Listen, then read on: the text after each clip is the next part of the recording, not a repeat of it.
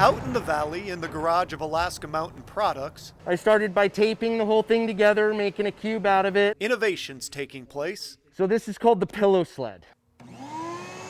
For Raymond Leroy, a former ski racer, it's the realization of a lifelong dream. I've been redeveloping it for the last like 30 years, waiting for that one moment to finally pull the trigger and say, okay, we're gonna try this. The Pillow Sled. Padded to protect the body from the bumps and jumps and bruises you may encounter sliding down a hill, but fast, because, well, like I said, former ski racer. And then it becomes, kind of a competition on the hill. Who's got the faster sled? And, well, we win hands down almost every time, So the word of mouth has gotten out. This burgeoning local legend, built for speed from the mind of a mad tinkerer, finally got the go-ahead the way all great inventions do.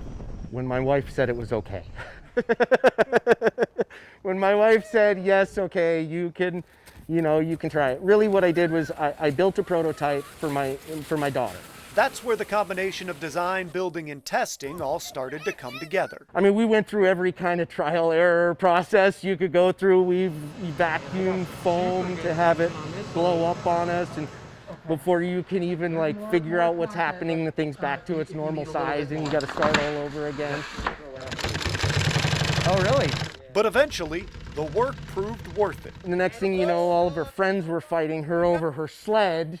Everyone wanted to be on it, and it was like, wait a minute, maybe we have something here. So now we've educated you about the Pillow Sled, but education only goes so far without a little experience, so wish me luck. I gotta say, they weren't kidding. This sled is fast, and thankfully the padding does absorb the hits. I was more sore from walking up the hill than sledding down it. Woo!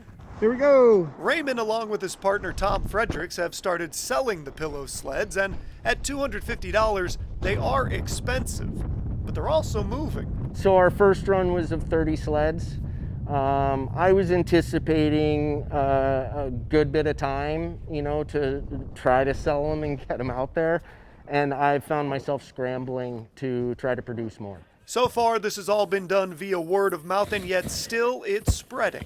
It's not just here in Alaska, but I have friends from ski communities and winter communities all over the lower 48 that have seen this and are like, yeah, I don't care what it costs, get me one. So I think the demand for it is there. So perhaps someday when you look up at a powder-packed hill swarming with kids that want to go fast, they'll all have a sled developed right here in Alaska. Charlie Sakaitis, Alaska's new